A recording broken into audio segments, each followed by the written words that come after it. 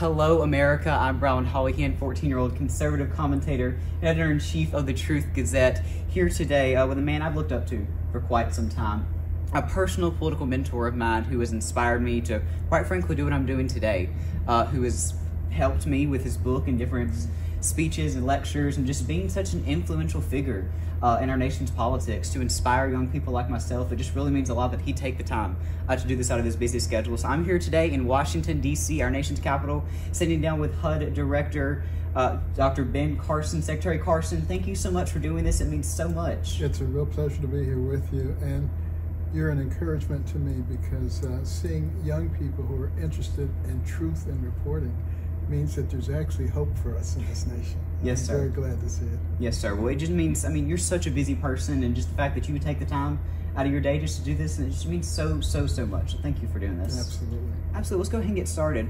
I had this burning question starting off here. Before entering the world of politics, you were a world-renowned neurosurgeon, known across the country and, quite frankly, the entire globe. So I want to start by asking why you left such a great life to start a life of public service. You had it made. You know, why did you do it and how did you do it? Because being a doctor and a politician seems to be like two completely different fields, but you've done incredibly in both. So how did you succeed? Well, interestingly enough, someone told me that neurosurgeons die early. So I didn't believe it. So I wrote down the name of the last 10 neurosurgeons I knew who died, calculated the average age of death, and it was 61. Oh, wow. So at that point, I said, I'm going to retire when I turn 61. And I was planning to, become a pianist, an organist, and improve my golf game. But, after the 2013 National Prayer Breakfast, everybody was saying, you need to run for president. And I said, that's the most ridiculous thing I've ever heard. Why would I do a thing like that? And I said, if I just ignore them, it'll go away. But it didn't go away, it just kept getting louder and louder. Every place I went, there were people with placards run. I had over 500,000 petitions in my office. And I finally said, Lord, if you really want me to do this, recognize I don't have an organization. I don't have a big war chest. I don't have a Rolodex with all the important names. I don't have any of that stuff. So, nor do I plan to develop it. So if you really want me to do this, you have to supply all that stuff. Next thing I knew, I had an organization. They were raising more money than the RNC. It was ridiculous. And so, I decided to do it. And then, later on, deciding to come to HUD, it was really a matter of my preference. People were saying, well, why didn't you go to a different agency? Because the president said you can have any agency you want. Having grown up in dire poverty and seeing the impact of poverty upon the way that people think and how that leads people into permanent dependency, I really felt that this was an area where we could make some real progress. Absolutely. And you've made a lot of progress, and we'll talk about that later on in the interview. But you spoke about your entry into politics. Tell me about the Donald Trump that you knew before he became president, and did you ever expect to be serving in his cabinet one day? Well, I first met him at Mar-a-Lago some years ago, and he was just so nice and so gracious. And I remember Rod Stewart came in, and they said, Mr. Trump, Rod Stewart's here. He said, I don't care, this is Ben Carson. That's the kind of person he Absolutely. is. And, we became friends during the campaign, and we actually agreed that if one of us won, the other one would be in his administration. And that has been the case. You led through with that deal, and look where we turned out. We're here in the HUD office with Secretary Ben Carson. With all due respect, before you came to HUD, government agencies like this were known to be the depiction of the swamp, something President Trump talks about a lot, filled with bureaucrats working against the American people's best interests. But when you were appointed by the president in 2017 to serve as HUD secretary, you immediately got to work cleaning this place up, cleaning up the swamp, draining the swamp like the president says in his campaign speeches. You cut through the red tape, you drew back regulations, and you turned around HUD so that you could work for the best interests of the American people. As President Trump has said numerous times, particularly in the past few months leading up to the election, fighting the swamp isn't easy. What was your greatest challenge you encountered, trying to clean this place up? Well, there's no question that the swamp creatures are alive and well, and they're hungry. Very true, very true. But, you know, first of all, dealing with the swamp creatures in Congress was a big issue coming in here because, you know, they were very slow to confirm any of my picks. The first 5 months, I didn't have any assistant secretaries. Wow. First 8 months, I didn't have a deputy secretary. So, you know, it makes it really, really tough. But, you know, we were able to find really excellent people, and that made the real big difference because I always say we have the ugliest building but the best people. But, you know, that takes a lot of work trying to convince, you know, people who frequently are doing very well, maybe in the private sector, want to come in and help. Yes, yes, sir. For a fraction of the salary you yes, sir. But fortunately, we were able to find just absolutely spectacular people. And, you know, one of the first things I noticed was that, you know, we didn't have a CFO. And, you know, having served for many years on corporate boards, you know, I recognize you can't run a big organization with billions of dollars flowing through without financial controls. So we were very fortunate to get Irv Dennis from Ernst & Young, a 37-year executive. And he came in and we broke down the silos so that we could work across the silos in all the different offices and bring fiscal responsibility.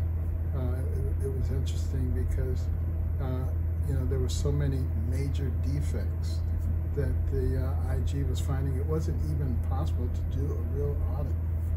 And this year is the first year in 8 years that we've had a clean audit. Wow, that's big. I mean, that's monumental. That's historic right there. But speaking about some of the historic accomplishments you've had here at HUD, you have spearheaded numerous initiatives, you know, from the Fostered Youth Initiative to your solutions for the homelessness crisis that is plaguing our country, affordable housing, opportunity zones, Envision Centers, and more.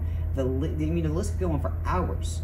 But over your expansive life career so far, you know, taking a look back, what initiative or accomplishment are you the proudest of? Well, looking over my whole life, certainly the Carson Scholars Fund was a big one because I would go into these high schools and middle schools and you'd see all these trophies. All-state wrestling, all-state this, all-state that. But what about the kids who are academic superstars? What recognition did they get? Not a whole lot. Maybe a pat on the head and a little National Honor Society pin there, they're a little nerd. You know, nobody really cared that much about them. And so we started this program, we started recognizing children starting in the 4th grade for superior academic performance and demonstration of humanitarian qualities, that they actually care about other people. And, you know, this coming up banquet in April will be our 25th anniversary of giving out scholarship, and we're hoping to be able to give out the 10,000th scholarship at that time. We just found out this week that one of our scholars was named the Time Magazine Kid of the Year. Wow. This is the first year that they're doing Kid of the Year. Yeah. And she's just a genius. 13 years old, scientist, inventor, just amazing. But, you know, so many people try to disparage young people. And, you know, my whole career was spent around young people as a pediatric neurosurgeon.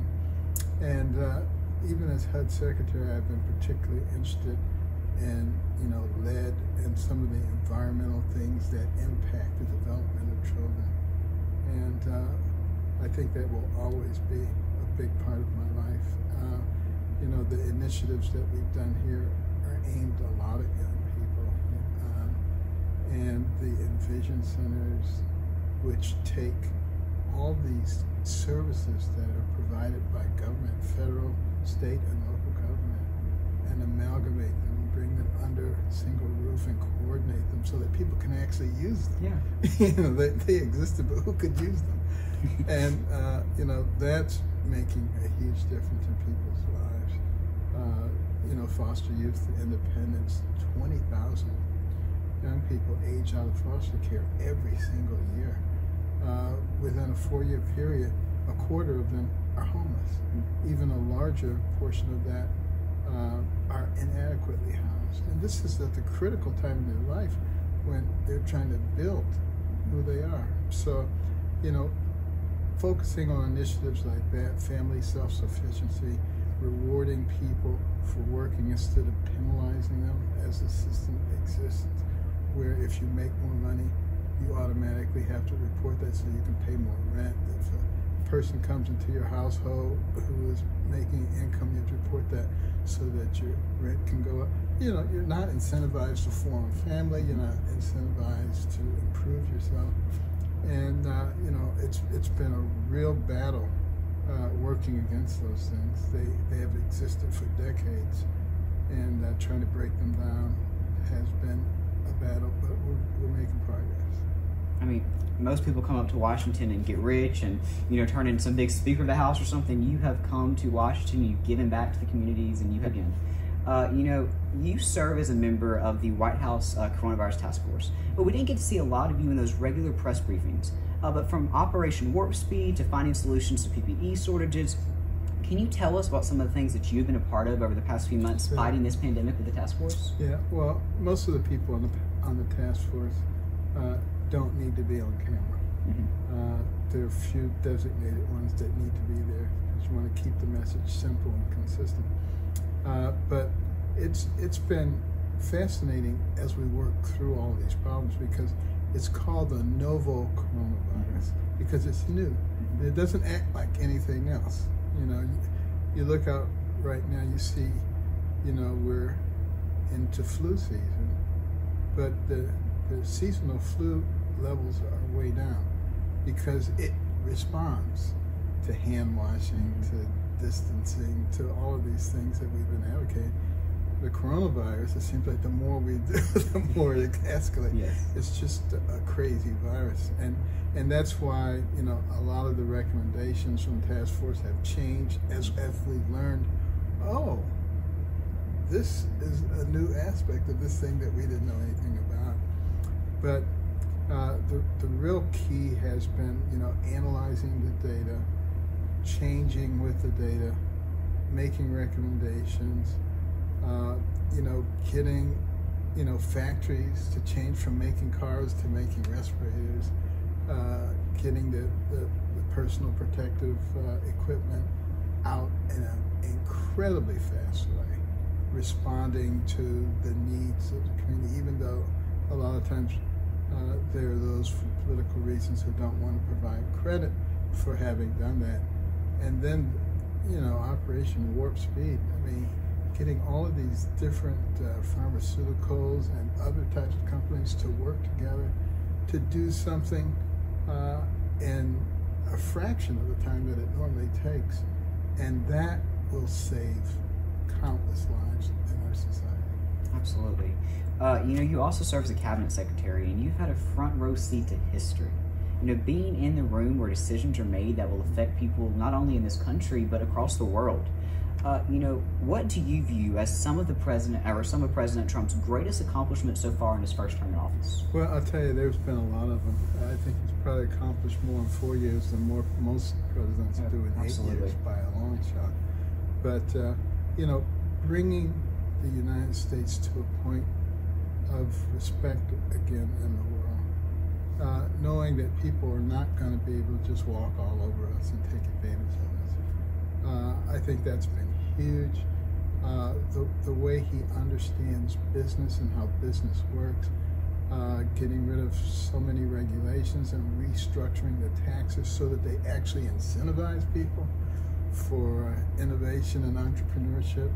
Those things, look how dramatically and how quickly they changed our economy and made us incredibly strong, to the point where, you know, our resilience has allowed us to withstand this disastrous virus, which in normal circumstances probably would have completely destroyed our financial infrastructure. It's absolutely amazing. And, you know, his emphasis on education, school choice, you know, revamping the justice system so that it's much fairer.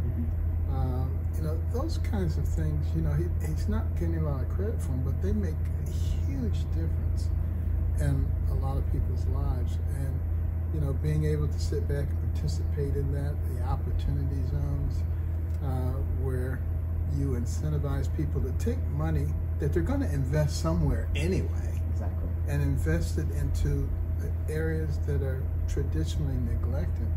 And it was anticipated that that would generate $100 billion in private capital to go into these funds over a 10-year period. Well, in the first 2 years, it's already generated $75 billion.